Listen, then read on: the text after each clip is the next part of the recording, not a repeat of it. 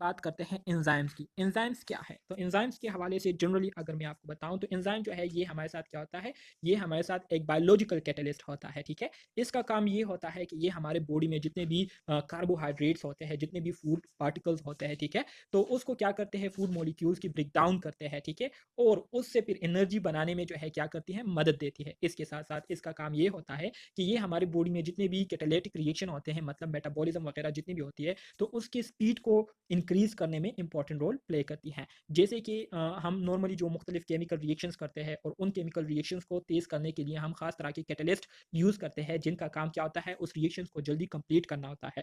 बिल्कुल इसी तरह से जो हमारे बॉडी में बायोलॉजिकल कैटलिस्ट है, ठीक है? लिविंग कैटलिस्ट है, वो क्या है? वो एंजाइम्स है। एंजाइम्स के फंक्शन जैसे कि अभी मैंने आपको बताया कि ये मेटाबॉलिज्म में इसका एक बहुत ही इंपॉर्टेंट रोल होता है। ये मुख्तलिफ फूड मॉलिक्यूल की ब्रेक डाउन करके उसको छोटे-छोटे हिस्सों में क्या करती है, कन्वर्ट करती है और इसी तरह से उससे